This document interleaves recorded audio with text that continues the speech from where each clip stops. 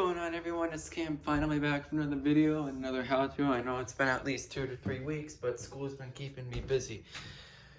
Today's video, it is going to be how to check your chain tension and how to tighten it if you need to tighten your chain. I'll be using 2 separate chainsaws because they both tighten differently. Just the tension position's different. I'll be starting off with the Stihl MS290 Farm Wasp with a wood wasp blade. I'm not sure how big it is, but this chain tension is just the right one. You know, it also can move comfortably. I don't have it laced in, but there's a few things to help if you're tightening, if the tension's right.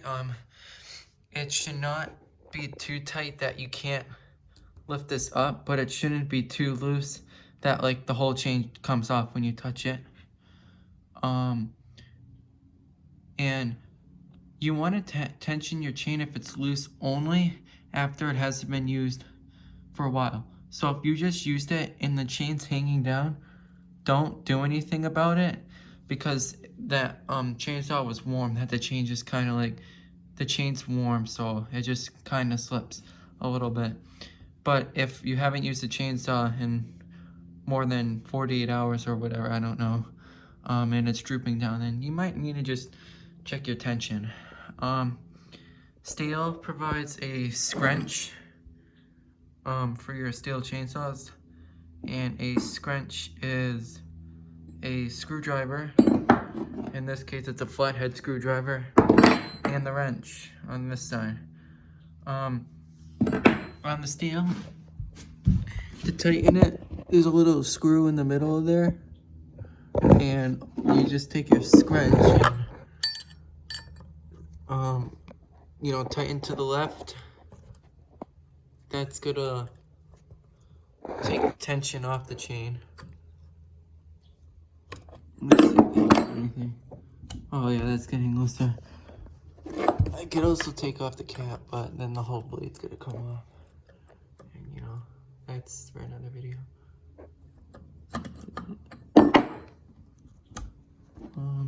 Just give me a sec. Sorry guys, I've never done it this way before, but this is kind of like a shortcut. It's so...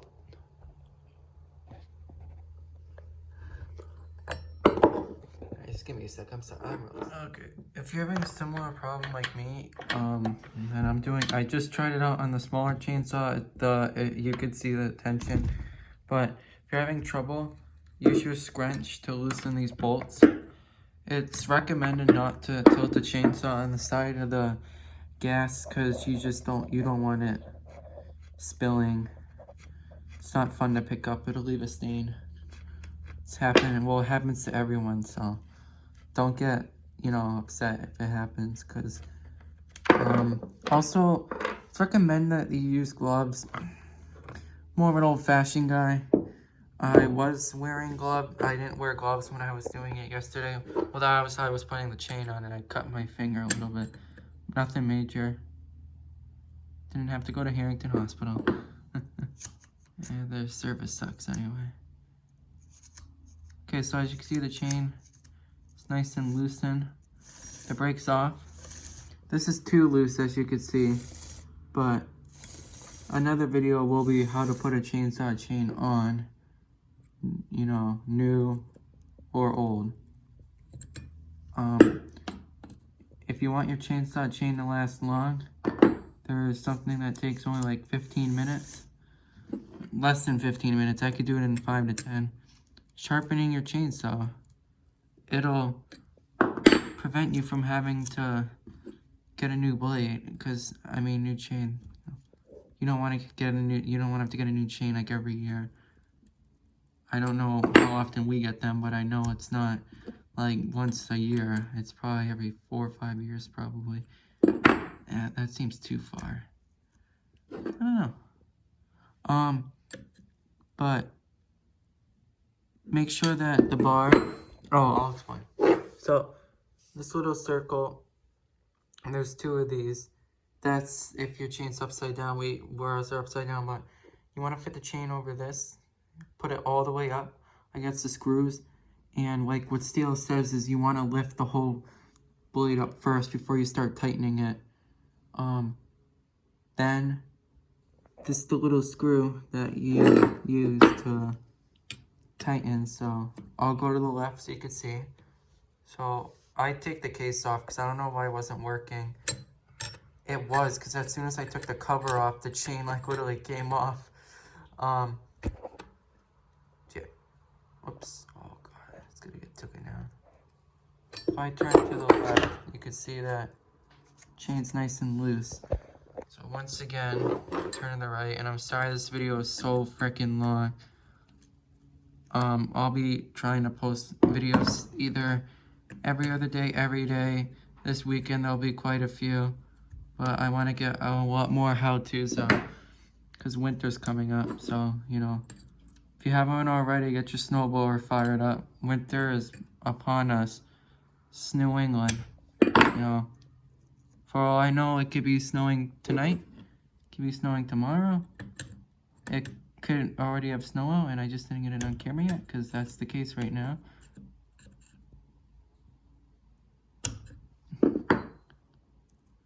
Tight enough is what they say. I'm just kidding.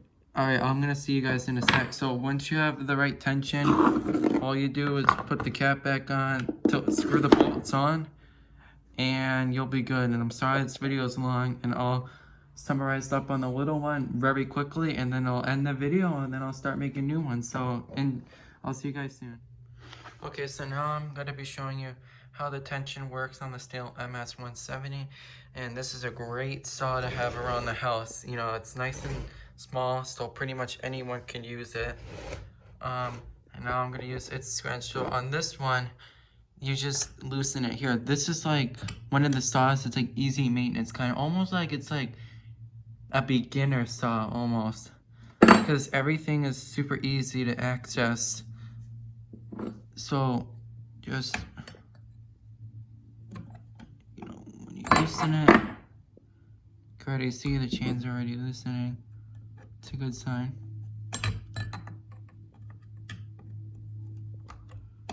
Stihl makes great saws. Stihl and Husqvarna. Those are probably the best saws on the market. You can tell me any other saws that are great, but okay. So as you can see, chain sagged. It's okay. And tighten it. Now I'll have it this way. So watch the chain tighten.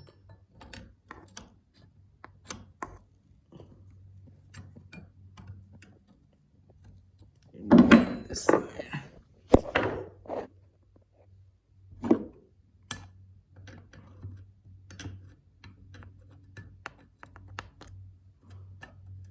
Also, when you're done, it's just good to take the brake off real quick and just like roll the chain. This one's harder because it's smaller, but to just turn. And that'll conclude this video on how to check your tension. Sorry if it's long, and I hope you enjoyed. Thank you.